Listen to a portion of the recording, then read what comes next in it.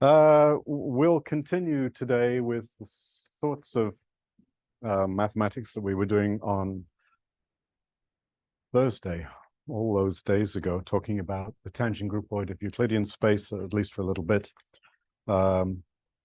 We'll glue together charts to talk about the tangent groupoid of a manifold, but on Thursday, we'll also look at the tangent groupoid of a manifold in some more satisfying intrinsic, well, I don't know if it's satisfying or not, in some intrinsic way as well. All right, so let's just see what happens. Oh, and we'll talk about scalability, scalable operators. We'll get back to all of that stuff too. So we had defined this thing.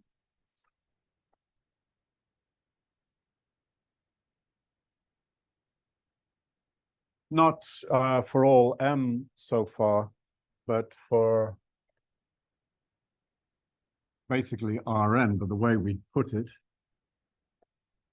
we'd used a little bit of group theory, and everything works because the m's that we were considering have a free transitive action of Rn. We were calling Rn A, which I'm coming to regret now that we're starting to talk about operators, because everywhere up to this point, A was an operator. But anyway, we'll fix that in the notes at some point.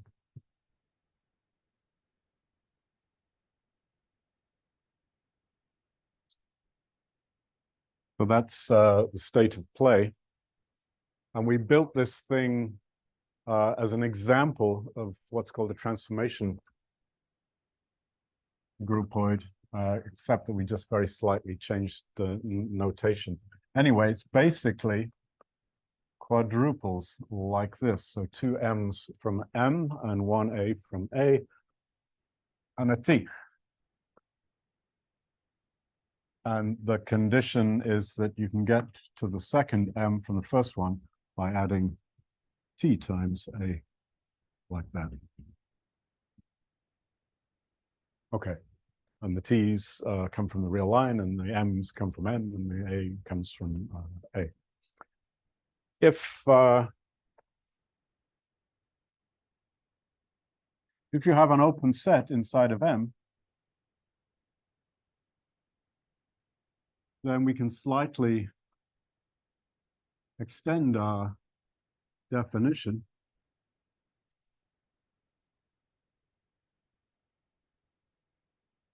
just by requiring in the above formula that the m's belong to you. That's simple.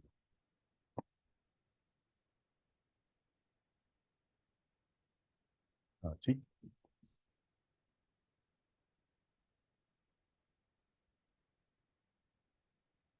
Like this.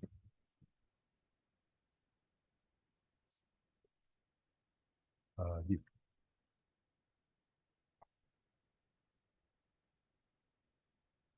Now we've defined the tangent groupoid for a whole bunch of manifolds, sort of. And the last thing that we talked about last time was something about diffeomorphisms, and that last thing extends to this modestly new context of tangent groupoids of open sets in the obvious way that if U, let's say in W in Rn, in M are open,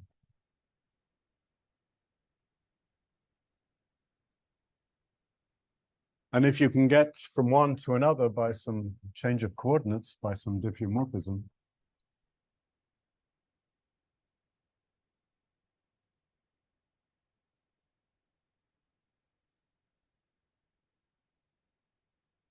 then you can manufacture out of this diffeomorphism a diffeomorphism from TU, big TU that is, to big TV. So in the notes, I can't remember if I did this in class, but in the notes I used a big fat F like this, TW, is also a diffeomorphism where this thing is defined in the following way. There are two things you might want to say separately for the sake of clarity.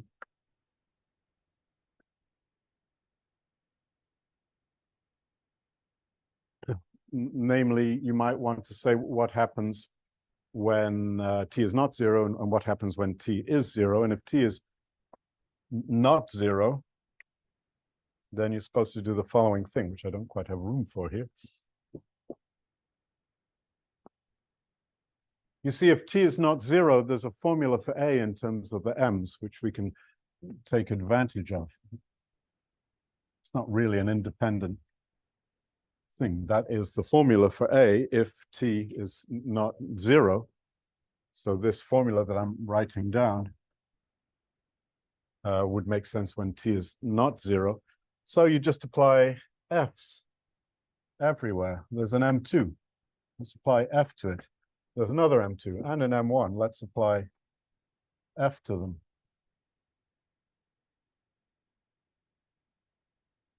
Running out of room. There's another f2. Excuse me, m2. Let's apply f to it, and then there's a t. So that's a legitimate formula. Sorry for squashing it over multiple lines. If t is equal to 0, then things look a little bit different in the sense that two m's are the same, and you cannot figure out what the a is in terms of the m. So you've got to do something different with the a, and what you do, well, the m's no problem, you just apply f to it. What you do is you apply the derivative at m of f to a, like this. So this is all what you're supposed to do if t is 0, obviously. Anyway, these formulas, which are disjointed, you give a formula in 2 bits, like when you make Frankenstein, something for the head and something for the rest of Frankenstein. Despite that Frankensteinish nature of the definition, this thing here is a diffeomorphism. Coordinate change, if you like, smooth coordinate change. And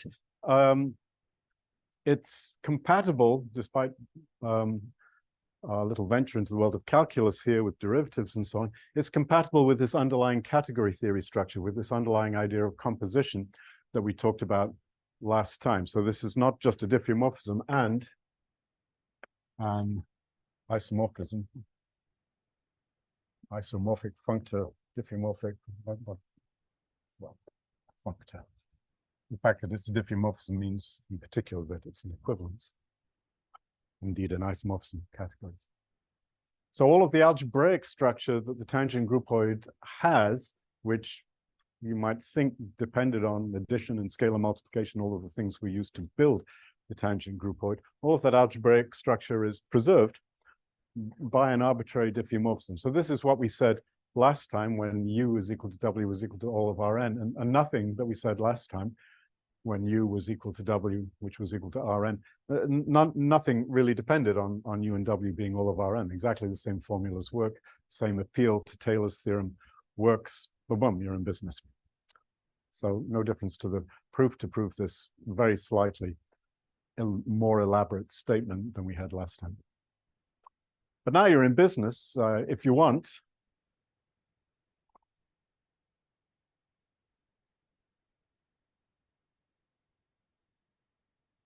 If you have any manifold on which calculus works, so any smooth manifold,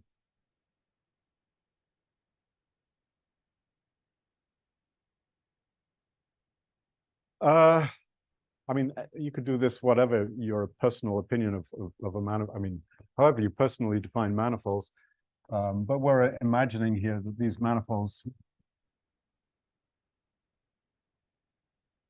are metrizable as topological spaces. Topological space. Topological space. Some people are happy with non-Hausdorff manifolds. Some people are happy with Hausdorff manifolds, which are not paracompact. Okay, fine. You can, if you are happy with those, you can do this construction and you'll get one of those out of it. But if you start off with a decent God-fearing manifold, then that's what you'll get out of this construction.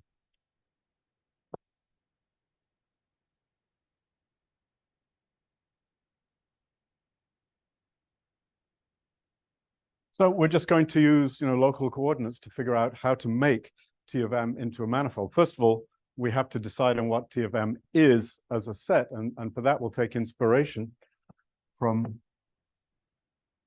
what we saw earlier on. I like to stick in a 0 like this, but of course I'm just crossing with a 1-element set. That's the tangent bundle of M times a 1-point set if you want, optional.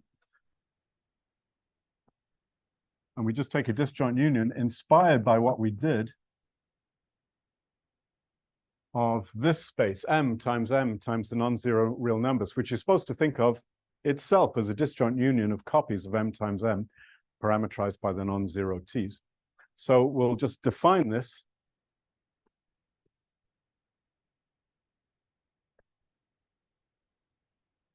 just as a set to begin with. This thing is going to end up being a nice, smooth, connected manifold, connected if M is connected. But to begin with, it's just a set. Well, it's more than a set, because those groupoid operations that we discussed last time make perfect sense here. It's also a groupoid.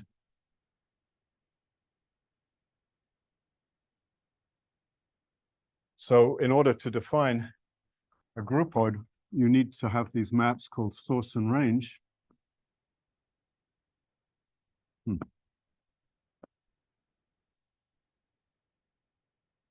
So then they need to end up in the same place. That's going to be M times R.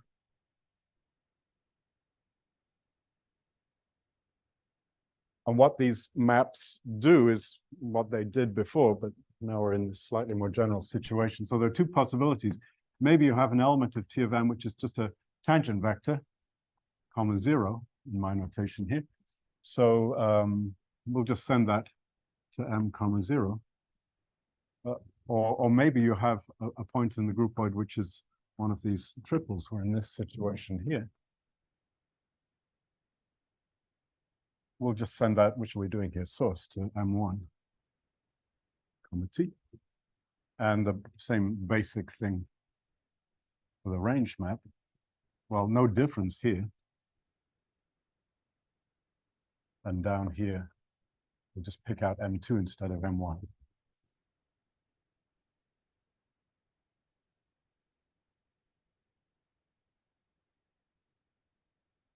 That's not the only thing you're supposed to do. You're supposed to define a composition law, but it's just going to be the obvious composition law, namely concatenation of, well, effectively pairs M2's M1. So M2, M3, comma M2 composed with M2, comma M1. Those are composable morphisms because the source of one is the range of the other. Anyway, the composition is M3, comma M1, comma T in the T not equal to 0 case. And in the other case, you're just adding tangent vectors, just like we did before.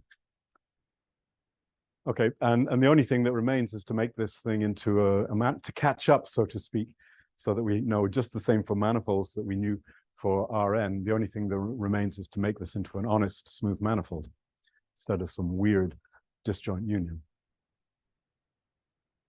of an 2n dimensional manifold with a 2n plus 1 dimensional manifold. So it's all a little funny.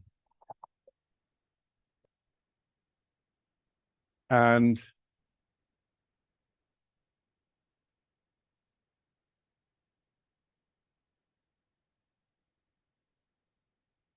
it's just an exercise to see that you can define the smooth manifold structure in the following way. There's a unique smooth manifold structure on the algebraical set theoretical thing we just defined, T of M.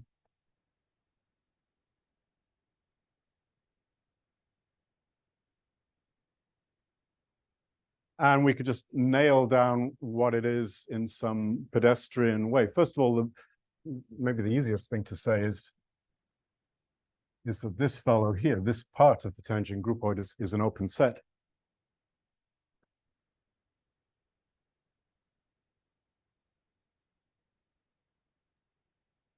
Of course, if you're defining a manifold, first of all, you have to define a topological space. And so this is going to be a big open set.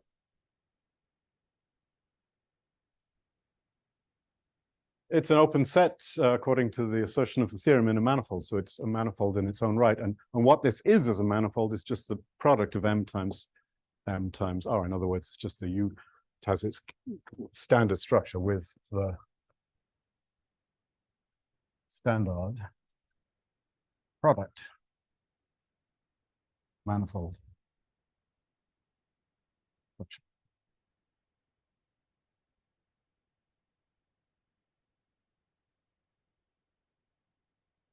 So this fellow, oops,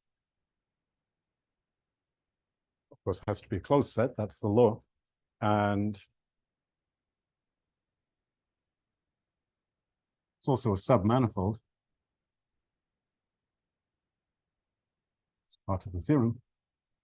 Just like it is in the standard Rn case with its usual structure.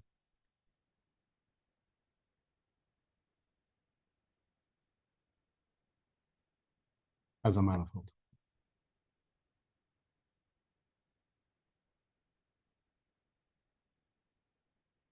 But we're not quite done yet, because it could still just be the disjoint union of these things. And as long as you don't insist your manifolds have constant dimension, that would still be a manifold. So the third condition says that locally, what happens is exactly what happens over here. So if U is an open set,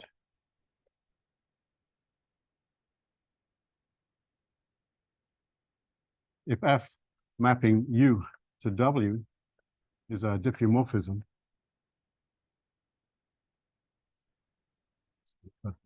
squeezing that in. And what's W? It's an open subset of Rn to with, I'm not sure, an open subset.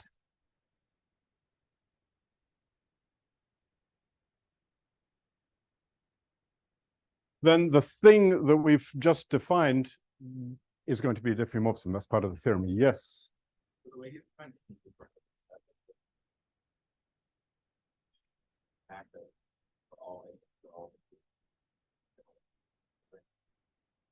Well, I guess. Yeah. But then TU can be defined as action. Correct. This thing here, TU, is not an action groupoid. It's an open subset of an action groupoid. Yeah. Yes, what? About the picture of this applied differential have applied general signals. And A just theory. Yeah, so it all depends on how sophisticated you are, and I think you're too sophisticated for what I've written down here. What I mean by this is the following thing. The derivative at the point n of f in the direction A is d dt of t is equal to 0 of the following vector valued function of t, f of m plus t a. So that, let's just agree for this definition that is the, for this discussion on this board, that is the definition of the derivative. Of course, if I'm now going to go to this fancy world of manifolds, then we have to have a discussion, and we would have to have a discussion if we weren't all such sophisticated people about what a tangent vector is at a point in a manifold. And a tangent vector at a point in a manifold is, well, one of a number of things, as you know. You can define it in terms of curves, you can define it in terms of derivations. However you define it, of course, you have to adapt this definition appropriately. And you have to check that this definition is consistent with however you personally enjoy to define the tangent space of a manifold at a point. Anyway, let's just finish this then. Big F.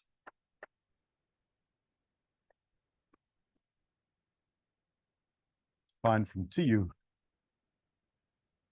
to TW. What do I mean by big T of U? Well, I mean that part of big T of M where which is mapped by the source and range maps into U times R. instead of just m times r. So it's the analog of what's written down here. Maybe I should write that down in a moment. It's also a diffeomorphism.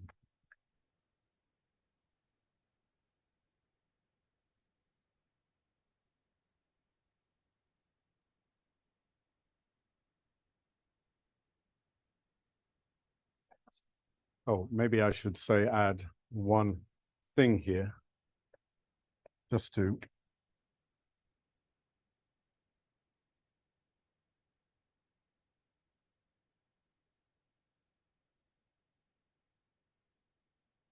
I insist that this thing is an open set, so we can talk about diffeomorphisms.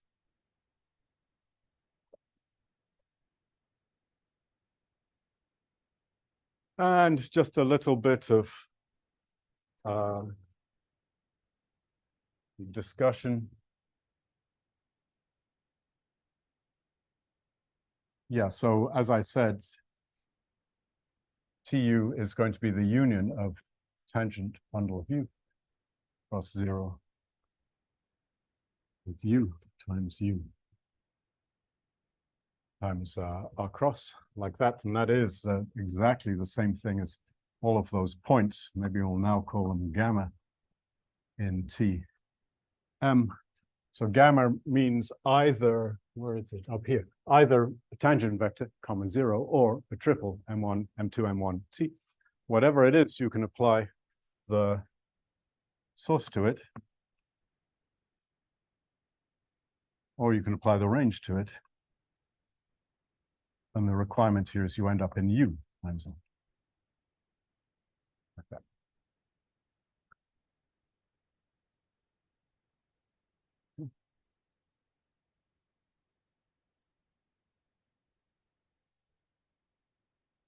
And now, of course, big F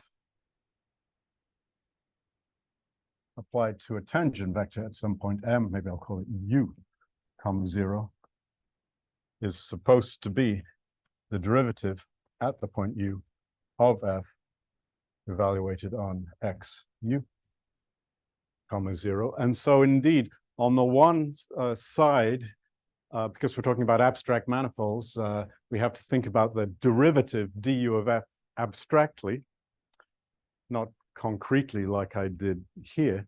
And on the other side, after we've applied du to F and evaluated at XU, we have to regard the result as a concrete vector, because that's what is a constituent in T comma W, T of W. Did I call it W everywhere? Yes. So, okay. You're going to make me do that? Yeah. Can you say again, please? Yes, so XU, where, let's put it this way, for every tangent vector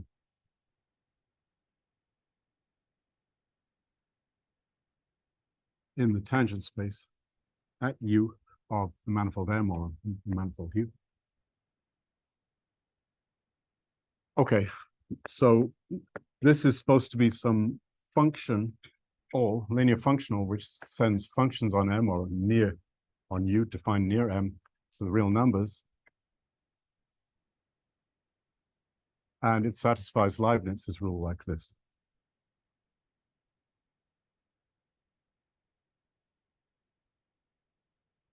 This is one way of defining an abstract tangent vector.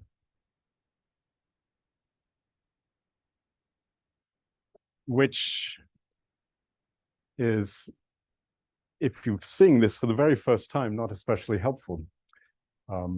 Because, wow, bam, there it is. But any such any such XU comes in the following way. For each XU, there is some curve defined on a little neighborhood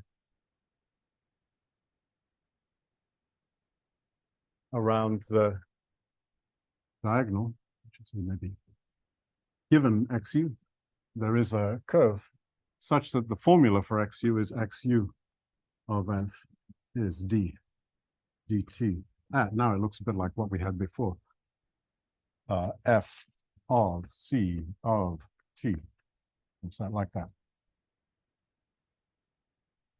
So you can think of every tangent vector more or less as we thought of a tangent vector here. The bad news is that different curves can give rise to the same tangent vector. So although this is a very good way of concretely thinking about tangent vectors for calculations, it's not so good to define the tangent space in terms of equivalence classes of curves, because then you have to mess around and ask what is the equivalence relation.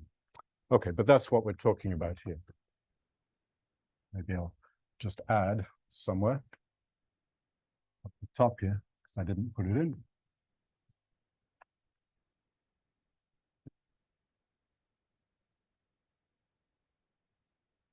Each time you have a tangent vector, there exists some C, but it's not unique such that this is true. Oh. Yes.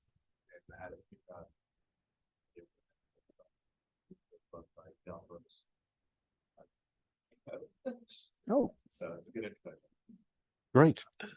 Oh, speaking of advertisements, I was bragging about the YouTube videos to this class on Thursday night at dinner, and I wanted to show people I was bragging to the number of YouTube views, which has exceeded 300 for lecture one. And so I whipped out my phone and I started to, find the videos. These damn things have ads in the front. The first thing you find is that this lecture class is brought to you by Chips Ahoy Cookies. Do I get a cut of that? Do I get a single damn cookie out of this? No. Chips Ahoy, what's the deal? I don't know. And one of the students made a video. We've got like 60,000 views or something. Wow. Great. Yeah. Somebody told me that 300 is like the threshold. After 300, you start to collect royalties. Maybe, one cookie to begin with, but it's still. Yeah. So I don't know. Someone's making out big time from these lectures. Good. So that's just a little. We'll come, of course, back to manifolds.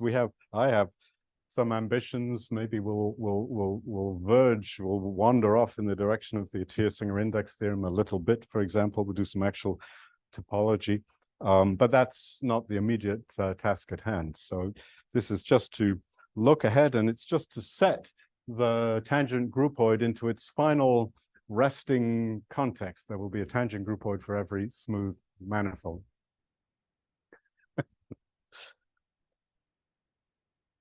Oh, for your thing. Yeah, wow. Impressive. That's a lot of cookies. Yeah. Good. Now, we'll run out of space. Maybe we'll continue here.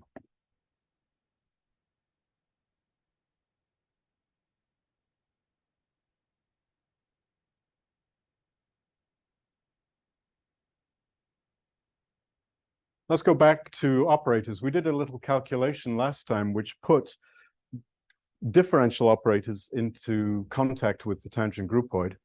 And I think I certainly made a typo in the notes, which is now corrected, but the correction is not published yet.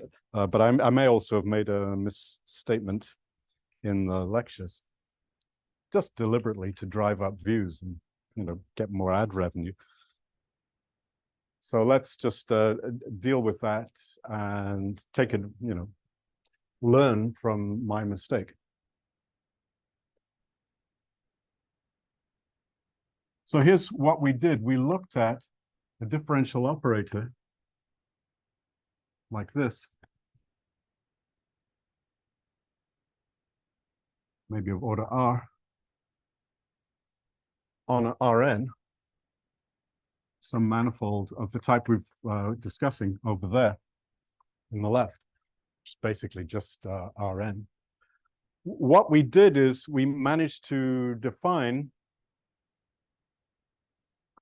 a family of operators on the source fibers of the tangent groupoid by the following procedure. First of all, we did something that's very familiar to us by now, and that is that we just rescaled in a sort of easy way D by T, just by multiplying by t to the r. It's not a very big thing.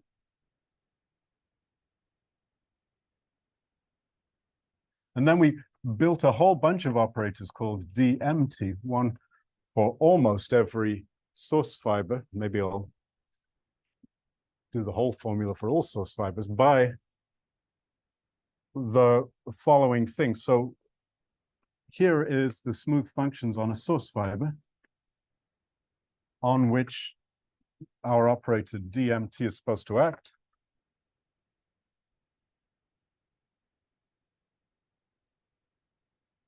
And the way this is defined is we just make the natural identification of this fellow with M. We'll put our dt here.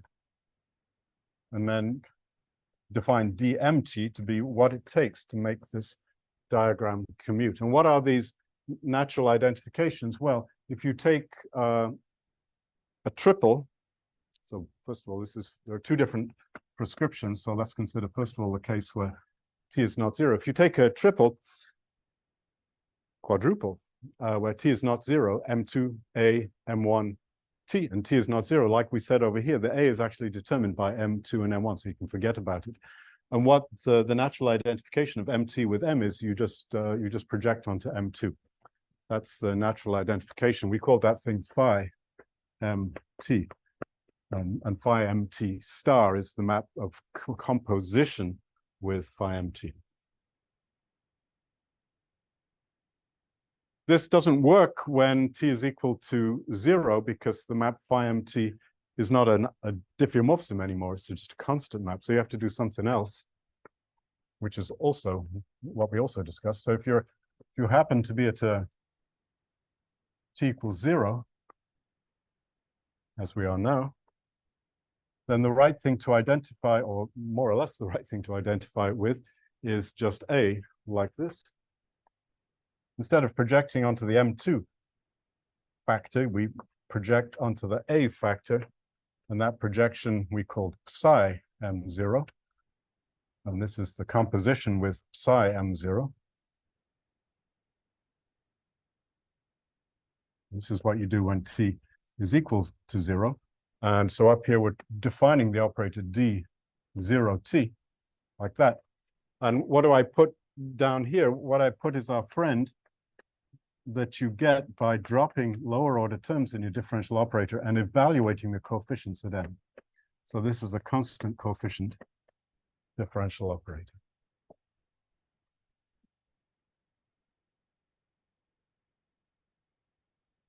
Oh, thank you very much. Not sure where that came from. Thank you. So now all of the DMTs have been defined. And what we showed is that these things, constituted a smooth family of operators.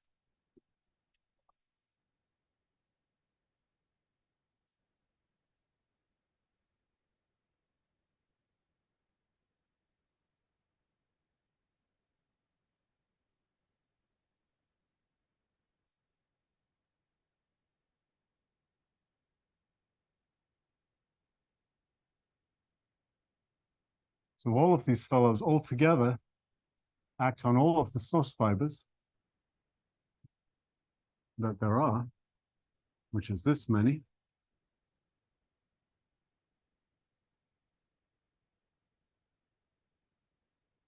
We showed that these operators vary smoothly with t and m, and also they vary equivariantly. That's something that makes sense given the groupoid structure. This is a smooth equivariant family of operators, linear operators on the spaces, on the smooth functions on, smooth, compactly supported functions on the source fibers.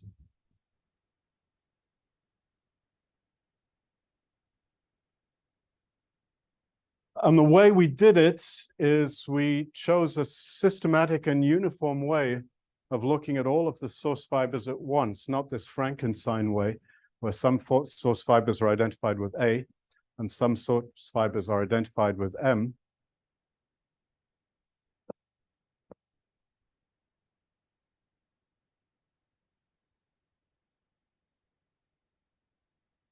There's a way of identifying all source fibers all at once with just A.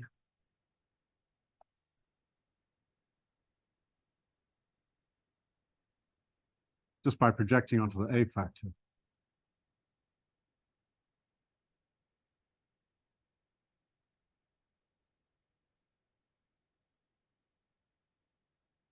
And that's diffeomorphism.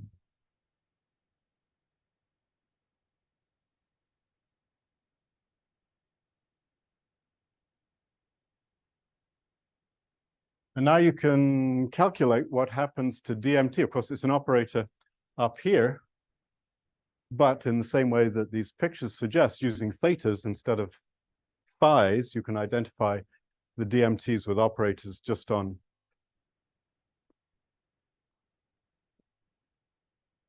functions on this A, which of course is just Rn, and what the operator is. And so now this may or may not be a small correction from what I said last time. So it's A alpha of M plus T A the alpha dx. So the alpha, oops, I missed off the, I'm going to try and put that somewhere, the power of T. Yeah.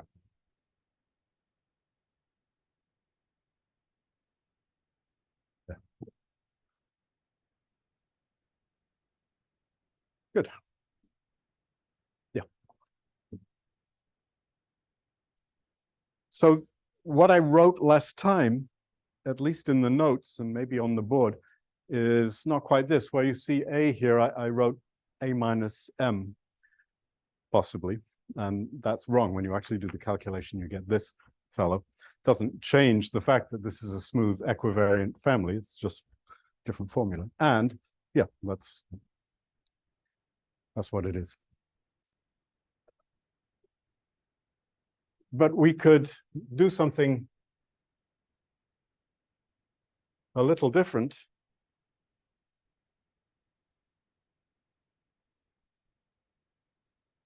Which is what I probably should have done. Probably will do in a revision of the notes. If we defined theta in a different way, let's make a big display of it.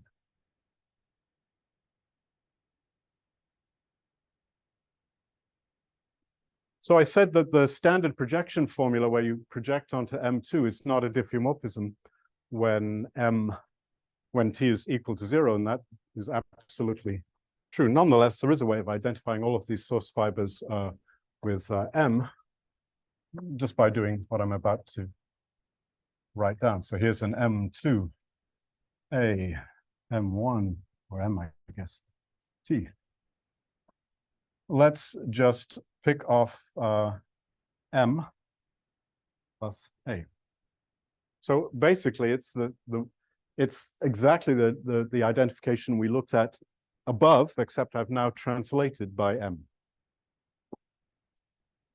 Very modest change, but this has the effect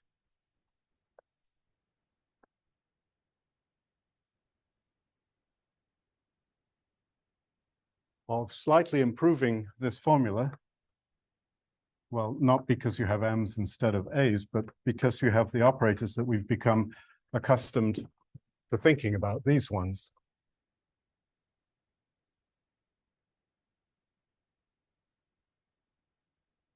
Exactly the same thing as before, except now it's our friend A, M plus T, X minus M. Maybe I should call this the variable here, X. This has this extra translation built in, not surprisingly, because we translated. Okay, and those are the operators that we saw before.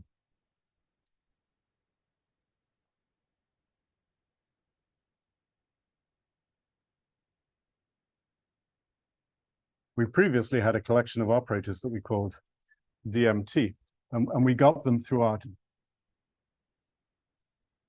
rescaling operators like this. There we go.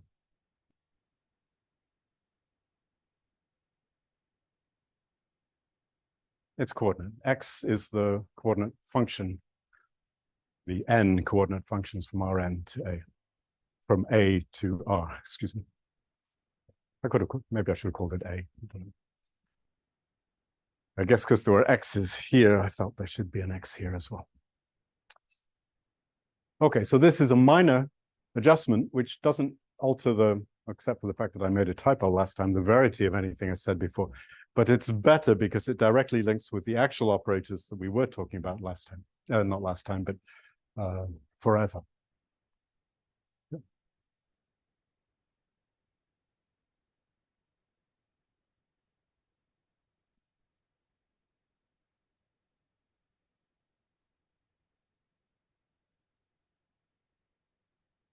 And now we're slightly better positioned to think about rescaling, because we have at least these particular operators in view that we didn't have before.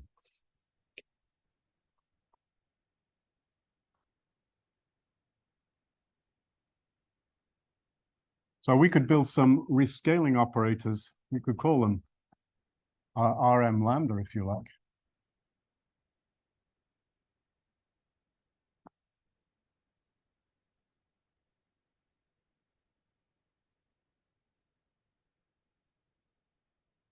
And they act on these tangents, on these source fibers. And in a moment, we'll glue them together and they'll just be one R lambda. But just to be consistent with what's over there. So what's something in the source fiber? It's an M2, A, M1, T, like that.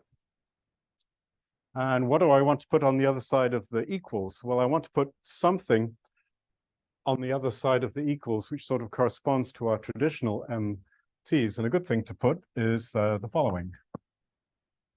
And now we can, maybe I should call these little r's because these are maps on spaces.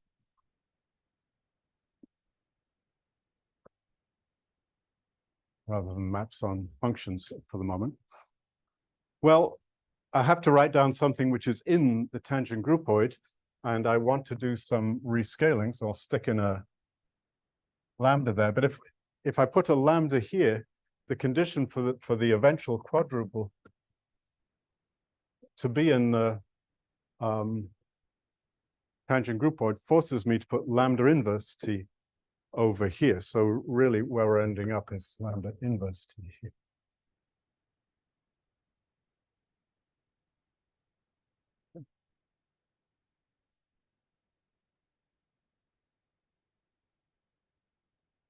Not because we're not going to keep this. You'd like me to call it alpha, right? Yeah, that's just like, no, I'm not going to use this notation for long. So that means you'll only be confused for a short time.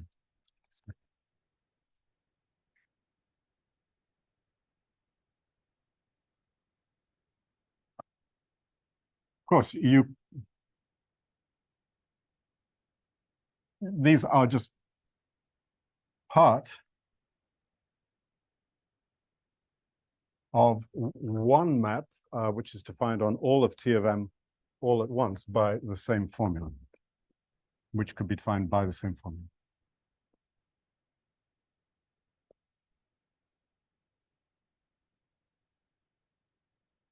So this thing is evidently, it's because I forgot to say it, but we're imagining, like we have been imagining, that lambda is positive. This thing is evidently a diffeomorphism, and it's also a functor. This is an automorphism of the category Tm.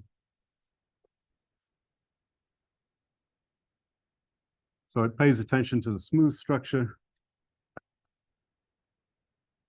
and for that matter, the category structure of Tm. Of course, we're discussing the case where M is Rn, but you could do the same thing for any M and the same an analogous thing for any m, and the same basic facts will be true. Thanks to the following little calculation. It's just an exercise.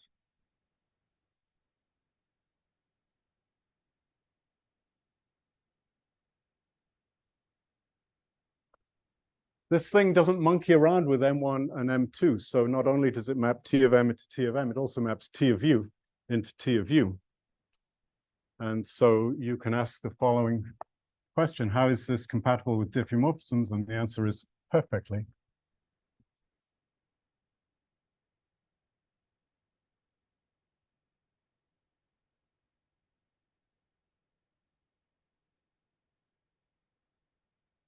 You can scale and apply big F in one order, or you can scale and apply, I guess these are compositions, big F in the other order, and you get exactly the same thing.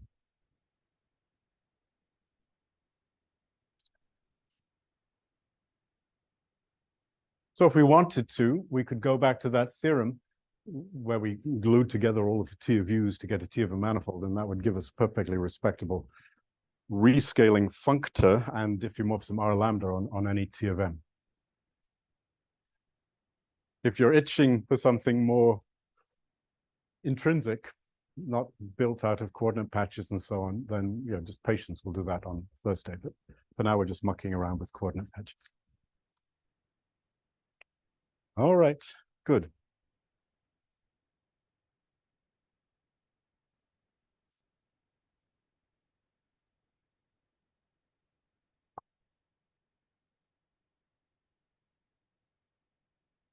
So now let's define big, which is what I wanted to do at the beginning.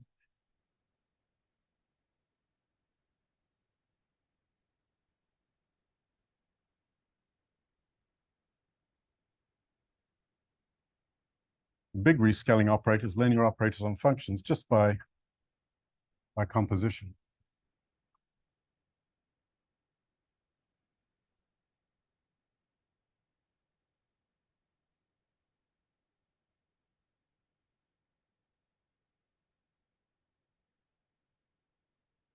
I guess, yeah. Call this Rm lambda. I forgot to put T in the notation, so now I'll even drop the M and just call this R lambda. What this would really be a map between is just following what's written up there, is a map from big M sub M comma lambda inverse T to functions on big M sub M comma lambda times lambda inverse of T, or just T. So I've switched things around. I think I said that rather poorly. I switched things around by using for T down here what should have been lambda inverse of T up there. And then the old T would be lambda times the new T, so it all works out. Okay.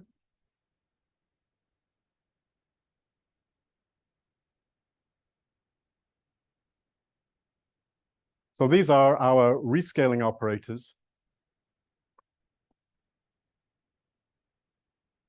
And they're compatible with our old Rm lambda, or omega lambda, we were calling them, via these maps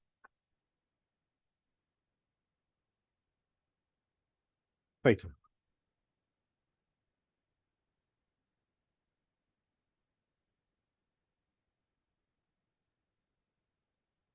The old rescaling operators acted over here, and the theta maps compare functions on M, which is where the old rescaling maps acted, with theta maps those functions to functions on MT, MMT, which is where the new rescaling maps operated, and the obvious diagram commutes.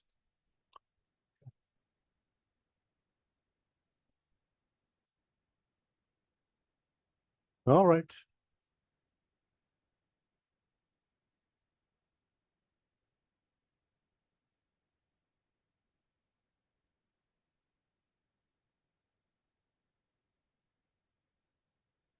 If we don't use theta to make an identification with CC infinity of M. If we don't use theta to identify this source fiber with M, if instead we use phi, that's the projection onto the first factor, the M2 factor, then what the rescaling maps look like is something completely different. They look like the identity.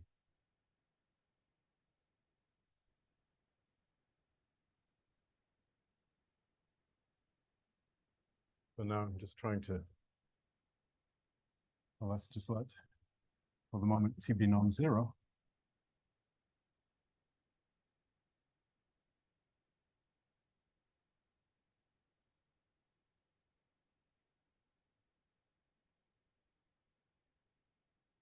So here's the map that we've just been discussing. If we make the sort of boring identification, or maybe it's the interesting identification, I'm not sure,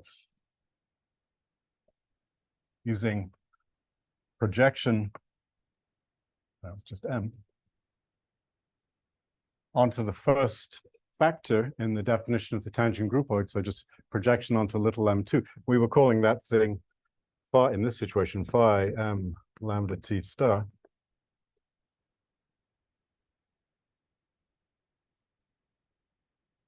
Then what you need to put here is just the identity. It's kind of nice.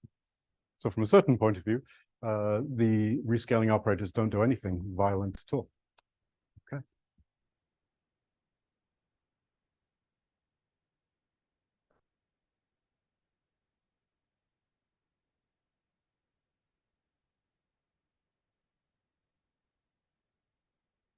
So this formula that I'm now trying to write down successfully now, this formula is easy. This is a formula that we've seen before.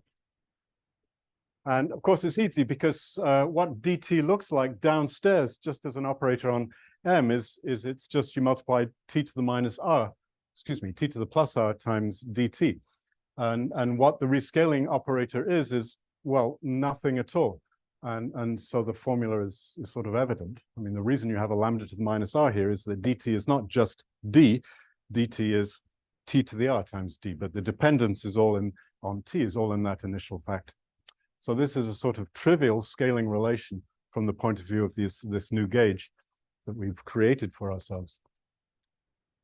And of course, this extends to all operators by smoothness, by smooth annuity. And so we have this type of relation, not just for t not zero, but when we define those operators d sub m0, we'll still have this relation, which is evident from the actual explicit formula that we had for those guys. All right, so, I mean, who can resist now doing the following thing?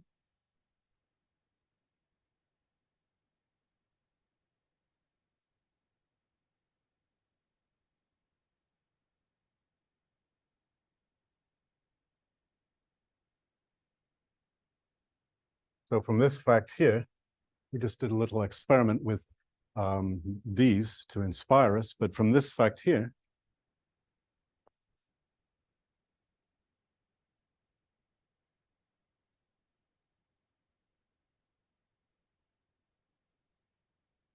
we have a completely, not completely new, a new way of looking at what a scaling family is in the sense that we were talking about until just a week ago.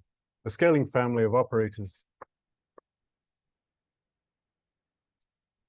And now we reach this point where there's a terrible conflict of notation, which I shall resolve in the notes in a different way, because I kind of like the letter A for operators. I'm going to insist on that in the notes, but because we have A's already somewhere up there, let me just call the operators P or something instead.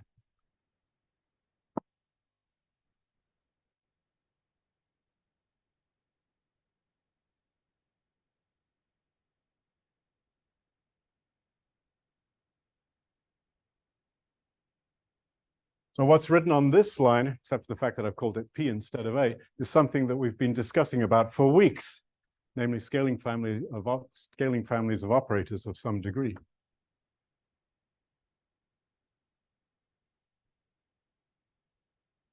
which we can't call M anymore either, so we're calling it R.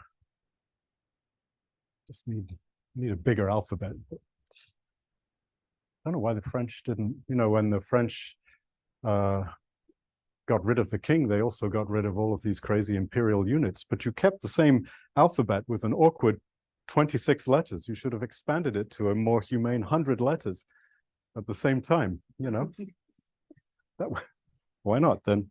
Okay, but they didn't, the French didn't do it. They missed their chance, and now we're all paying the price for that. This is exactly the same thing.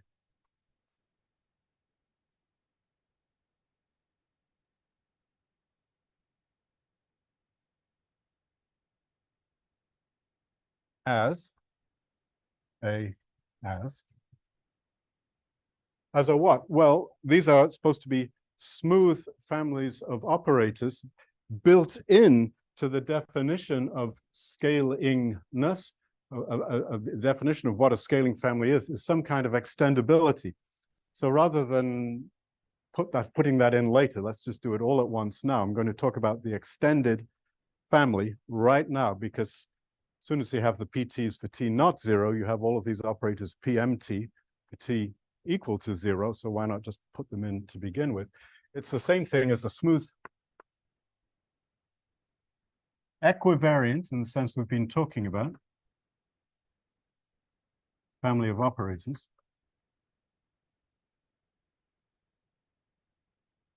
Maybe I should say, just to emphasize, we want all of our operators to be properly supported and also continuous in this distribution, usual CC infinity topology, properly supported continuous operators.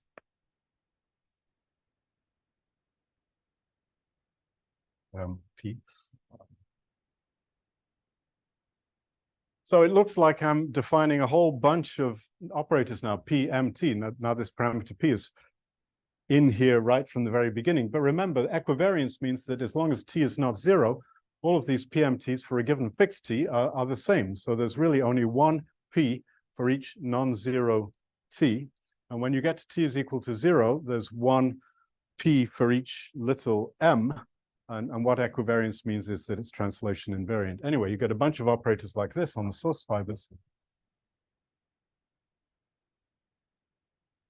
Or if you like, a single operator with some properties on the functions on all of the tangent groupoid.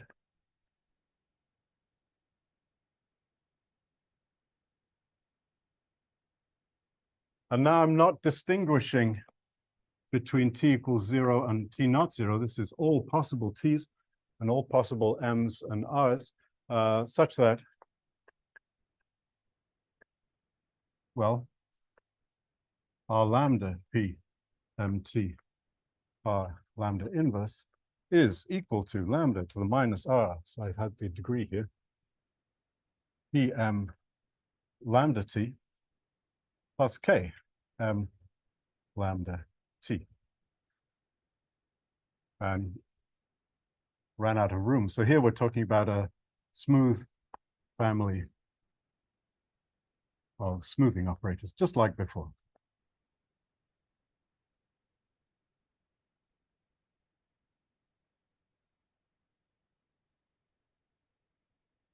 This is like a question that I should have asked a while ago, but there's this common thing you notice that have a problem that basically the jointful operators continuous conversely. Is there ever an instance of like when are there examples of non-jointful operators that You mean in nature, real life?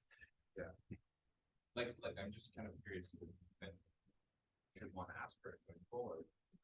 Yeah, I'm sort of wrestling. I mean, all of the operators that happen to emerge from this theory, the PMTs, are, as we've seen, automatic. I mean, they are adjointable, but that's a theorem. It's tempting to say, well, let's just put adjointability in from the beginning, and then that theorem will go away. Well, it doesn't go away. You have to, at a certain point, you have to check that some construction really does produce an adjointable operator. I would say that, yeah, I mean, after worrying about adjointability for the last 6 months, I would tell you, don't worry about adjointability.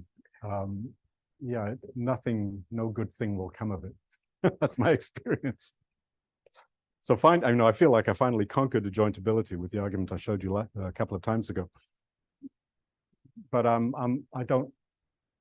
Some things just aren't worth thinking about, and I think this issue of adjointability might be one of them. I mean, you have to prove a theorem, but then you should forget about it. I mean, some of us were C-star algebraists, and so we're interested in adjoints for that reason. It's not like an adjoint. Having an adjoint is a type of continuity property, as you alluded to, and so it's not nothing. It is worth thinking about a little bit, but you can sort of fall down a rabbit hole, I think, as I did with this issue, and I'm counseling you not to do that. All right. So we could just define adjointability in this way using the rescaling operators we've just defined, which come from this multiplication by lambda operation that we have still at the top of the board there. Okay, and this thing being diffeomorphism invariant gives rise to what I suppose you could call a canonical diffeomorphism invariant action of the group R plus, the multiplicative group R plus on the tangent groupoid T of M, no matter what M is. Any kind of smooth manifold will do. Doesn't depend on the coordinates, even though apparently you're doing scalar multiplication.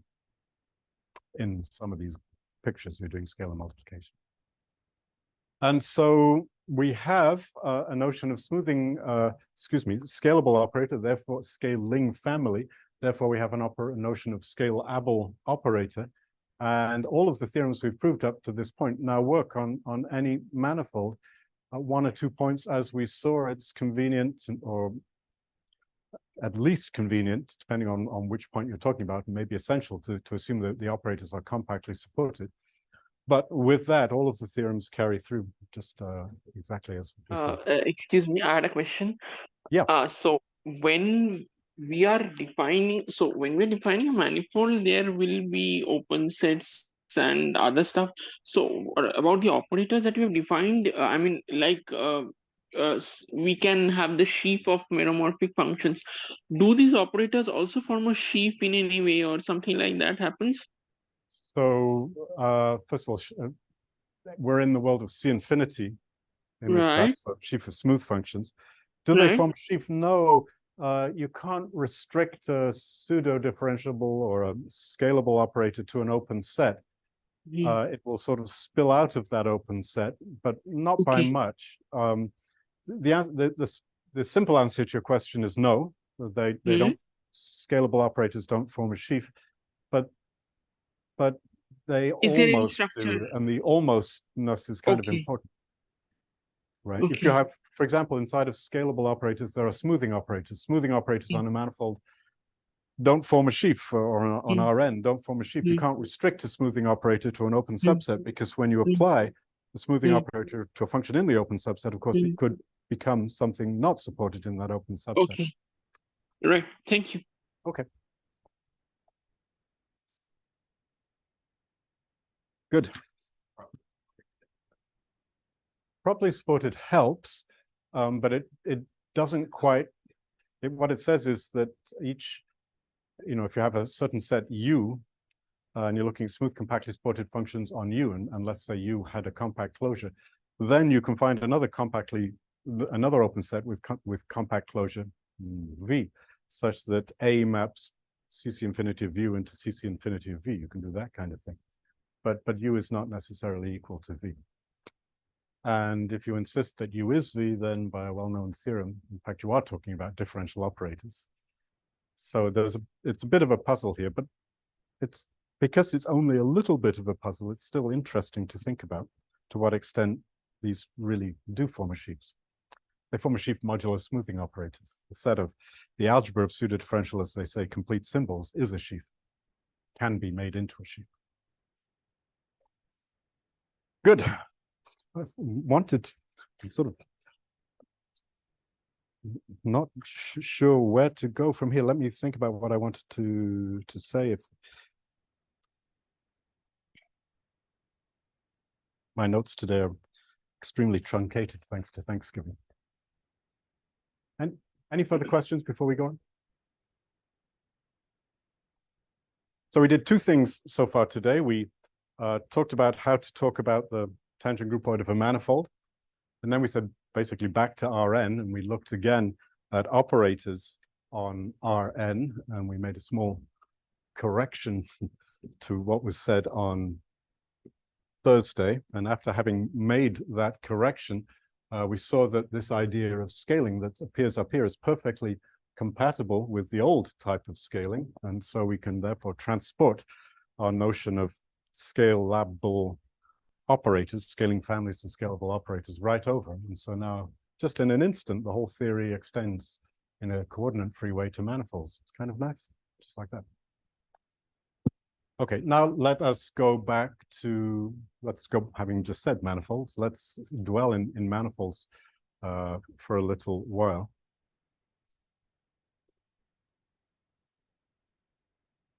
Oh, no, I remember there is something I wanted to say, so let me say that.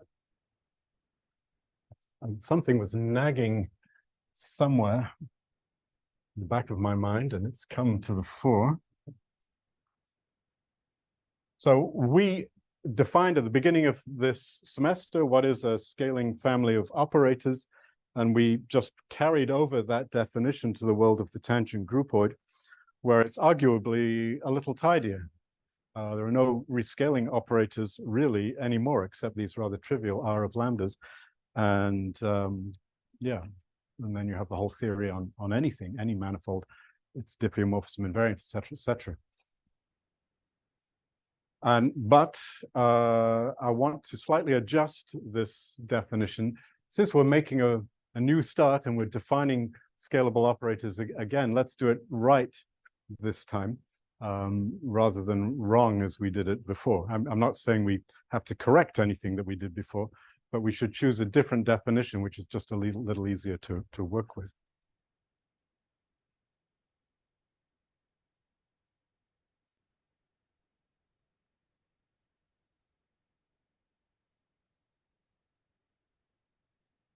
Z for Zoom, maybe.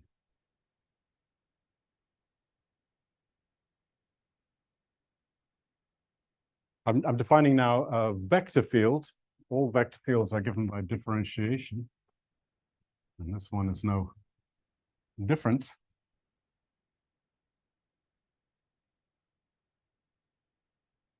Here's this scalar multiplication that we were talking about today. So instead of writing lambda, I'll write e to the u, in which case maybe I should call this u as well. And this one u. So that's now, if I take a fixed element in the tangent groupoid, gamma, one of those quadruples, if we're talking about Rn, and if I multiply by e to the u, of course, I get another point in the tangent groupoid, which varies smoothly with u. How do I know it varies smoothly? Well, you check in local coordinates in some u, in some big open set, big U, and there it was certainly smooth because we have the formula for it somewhere. It's still on the board. So you can differentiate. Now this thing is a vector field. So what's going on here is that f is a smooth function on T of m, and gamma is just a point in T of m. This defines a vector field Z on the manifold T of m. Okay. And in particular, it's an operator on functions on T of m. And what should I like to say? I should like to reformulate this definition over here as follows.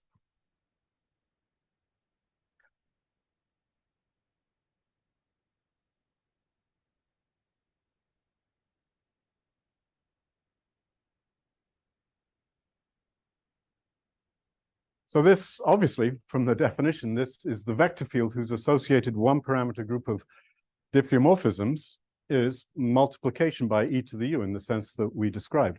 If you have a vector field, you may or may not be able to integrate it over all time to get a flow. But if you can, that flow is unique. And in this case, you obviously can. And so this is that flow. And so this is the generator of the rescaling motions that we were talking about before, sometimes called the zoom action, hence Z.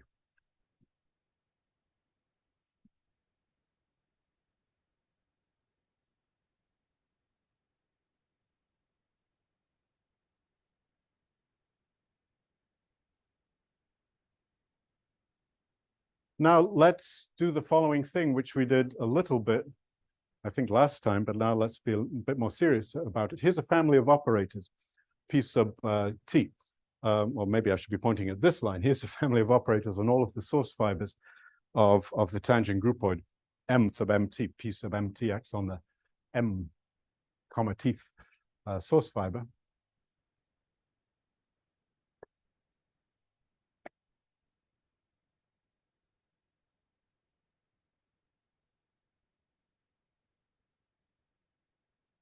If I have a family of operators for what I'm about to write down, equivariance is of no issue, and neither really is properly supported or continuous, but let's throw those in anyway, because we want to always be thinking about that.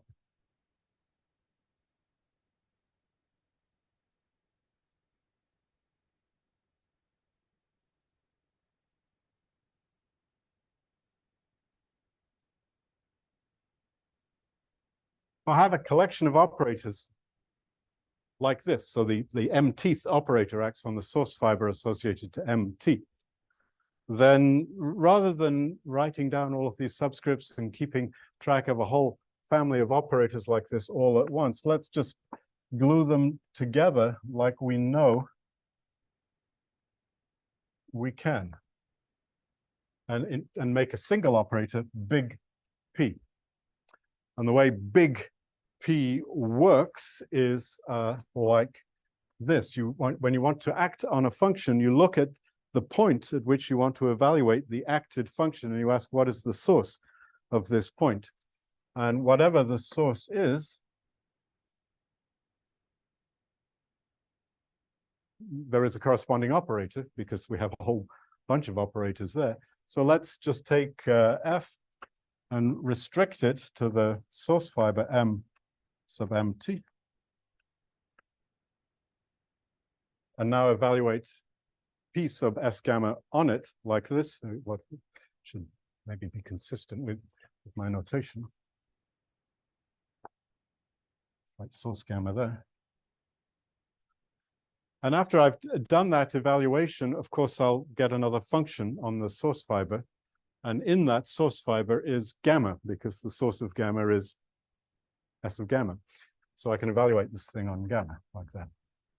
And I've glued together all of the operators into a single operator, big P. Maybe it's not evident to people with bad eyesight like me that this is a big P.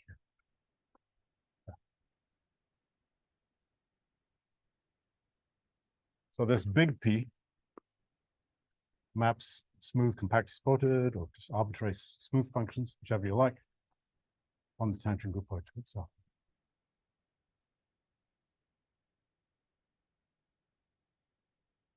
Okay.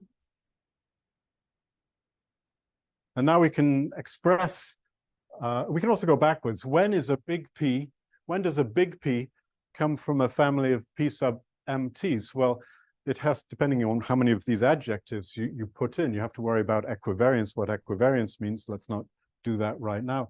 Properly supported, well, that just means properly supported still. Continuous, that just means continuous still. What makes an operator a family of operators is that it actually commutes with multiplication by functions which are pulled back from M times R via the source map. So if you have a function H of gamma and it only depends on the source of gamma, then that function has the property that P of HF is H of PF. That's what it means to be, because in this formula, when you restrict to a source fiber, H just becomes a constant, and by definition of linearity, you can move out the constant. Okay, so the operators big P, which are families of operators, are easy to nail down. They're just the operators which are linear over C infinity functions on M times R. So you think of C infinity functions on Tm as a module over C infinity functions on M times R by the source map, and we're just talking about those linear guys. So there's a nice way of thinking about what a family is, and it's not that hard to think about what a equivariant family is, but that's beside the point at the moment. And now let's just rephrase our definition of scaling family in this language.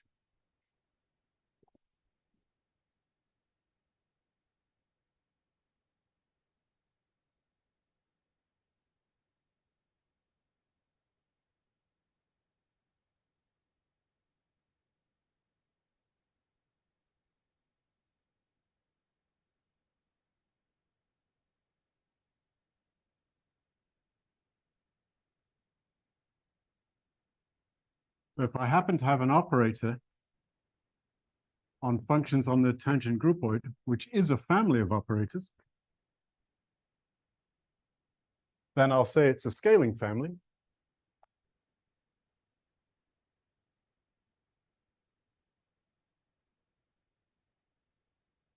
Of order R. If, well, let me just write down the infinitesimal version of this condition here. Namely, I'll take this condition and then I'll differentiate with respect to lambda, set lambda is equal to 1, or if you like, I'll set lambda to be e to the u and then differentiate with respect to u and set u equal to 0. And then what I'll get is z coming out. You know what? Well, if I called that big Z, it would look like the integers. Maybe I can't do that. I'll stick with this type of Z. Think about, maybe I'll choose a different letter so I can write big whatever it is here. But so the notation, subject to revision, I think we've reached the point where I've made all possible mistakes regarding notation that I'm likely to make, so I can go back and fix them all systematically. This that I've written down is the derivative of the left-hand side of this key scaling relation with respect to lambda, evaluated at lambda is equal to 1, or the derivative with respect to lambda equals e to the u, evaluated at u equal to 0. And so now what happens when you differentiate the other side with respect to lambda? Well, the only lambda you have to worry about is this one here, because this doesn't appear when you talk about the families. This is just minus r times p plus k. Well, yeah, don't like that k.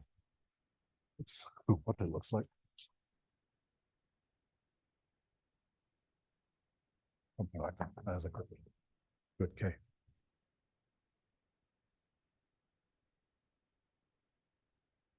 Where this thing big K is a smooth family of smoothing operators.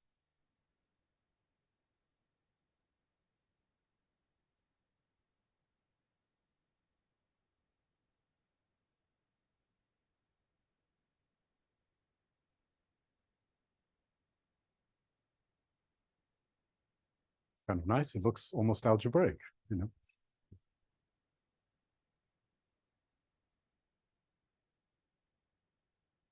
Oh, why is this equivalent? Why is this infinitesimal version equivalent to the global version that we have on the other board?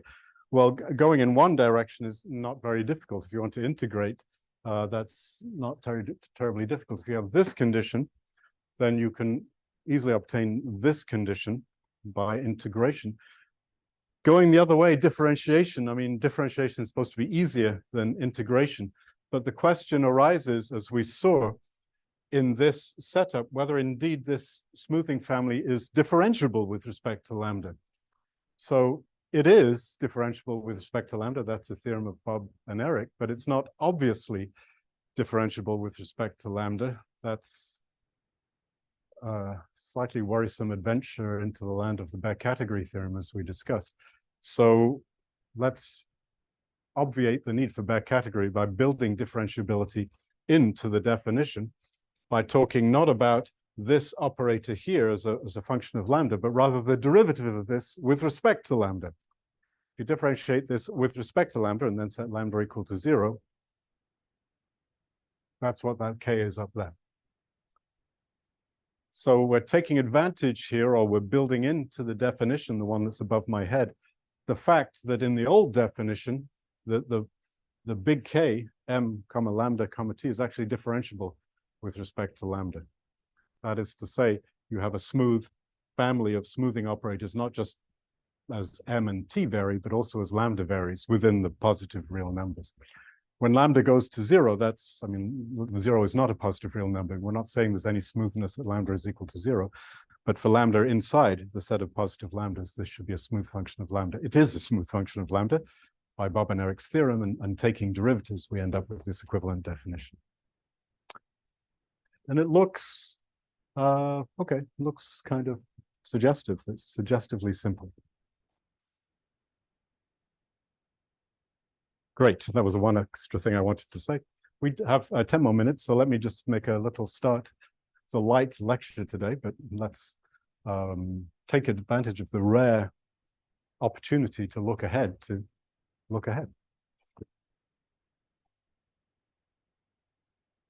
I mean, some of this just notation, right? And we didn't actually do anything different. The only thing that's a little bit substantial here is that we made the strategic decision to make K differentiable with respect to lambda, so we can write the definition in this way. That's the only thing substantial that happened so far.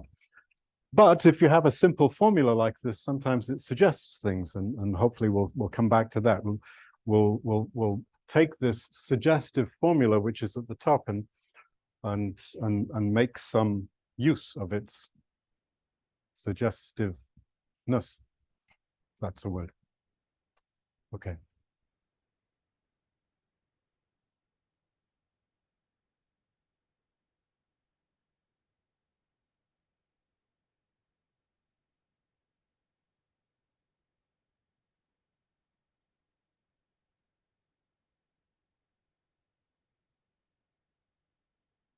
What I want to do for a little bit today, not long because we just have a few minutes, and more thoroughly on Thursdays, think about this tangent groupoid in more than one other way.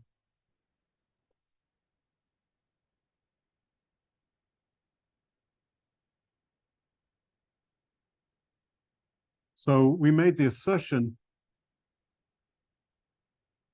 I made the assertion earlier on that T of M, you can make T of M no matter what M is, any smooth manifold gives rise to a T of M. And I said it's a smooth manifold. So if it's a smooth manifold, it has smooth functions on it, apart from being a topological space. I have some exercises which describe the topology of this thing in a just dead easy way. But apart from being a topological space, so what makes a smooth manifold is that there's a certain sheaf of smooth functions with some properties. And so you might ask, what are these smooth functions? And it's kind of interesting.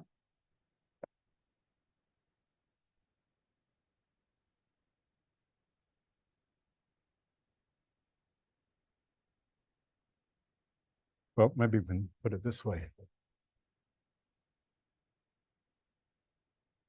I forgot to say this.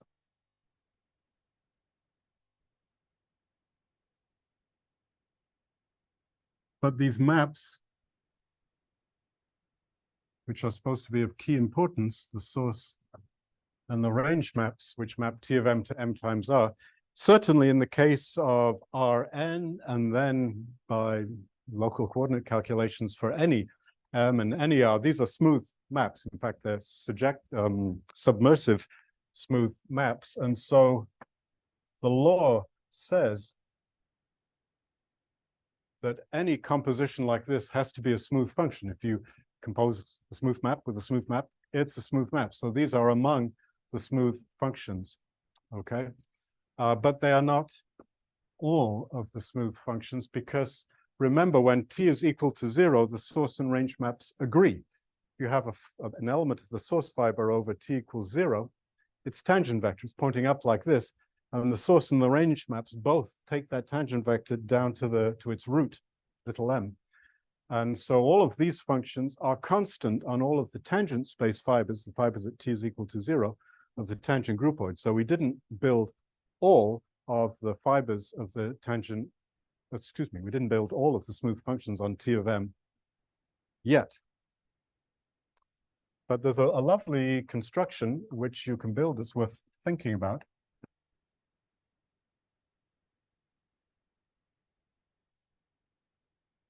Which is a little different. Suppose you have a function on M which is smooth. Well, you could get one of these guys just by composing, but you could also do something else which is a little bit different. Let's call it, I don't know, just twiddle or something, or delta. Maybe delta is good. No, not like that. I'll just call it twiddle. Let's not invest in this notation. So this will be a function of gamma, which is an element of the tangent groupoid. And let's do the following thing. In fact, let's just do it first when t is equal to 0. Logical to do it this way. Let's look at this difference, which I'm trying to write down correctly. So that is a smooth function of gamma by what's written above.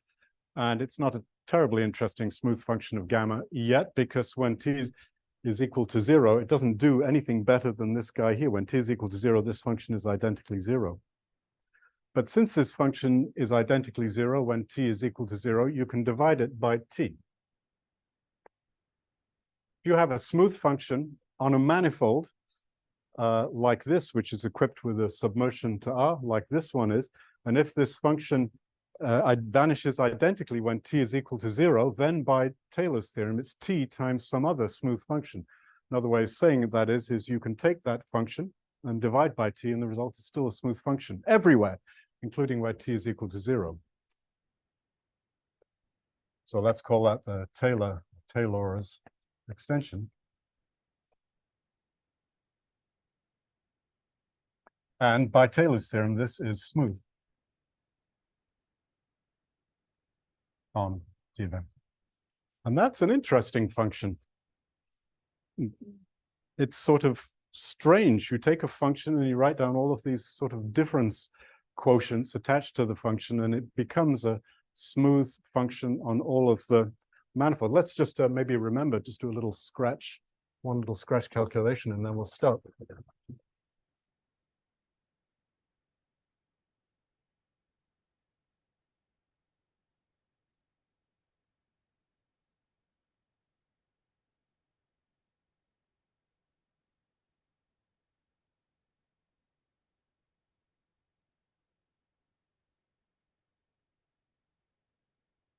If we're in the Rn case, and you want to know what is the range of an M2A, M1T, the answer is that it's M2, but the answer also is that this is equal to M1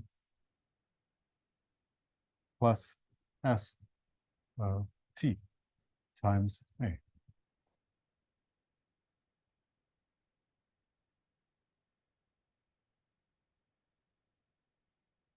So this thing, which is no longer above, I guess, is F tilde of M2A, M1T is just F of M1 plus TA minus F of M1 divided by T. That makes it look even more like a difference quotient, which is what I was trying to write down.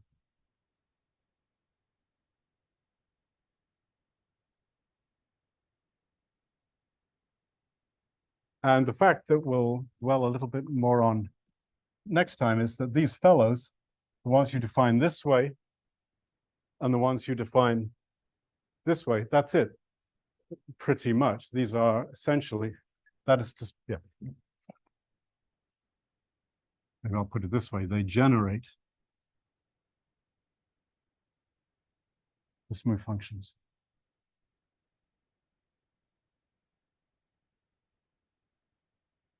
So there's one exotic construction, which is this funny difference quotient construction. And then that's it. I mean, if you have two smooth functions on a manifold and you add them together, it's supposed to be a smooth function. If you have two smooth functions on a manifold, f1 and f2, and if you have a third function, h, and you form, which is a function of two variables, and you form h of f1 comma f2, that's also by law still a smooth function. So once you've thrown certain numbers of smooth functions into the club, you're obliged to let, you know how it is, you're obliged to let in everyone else. And so all of those other guys are in the space of smooth functions generated by the ones that I've discussed here. And that's it, you don't get any more. So every function is some function of n variables, and you put into the n slots of that function of n variables, n functions, which either look like case 1 or case 2. And now well, I shouldn't have said n, d variables. And now for various d's, you get, as d varies, you get all smooth functions in that way. And you can figure out what d, the biggest that d has to be. We shall take this a little bit further next time, and using, in the spirit of algebraic geometry, we'll build the tangent groupoid from the ring of smooth functions. And yeah, we'll see where that takes us. Thank you.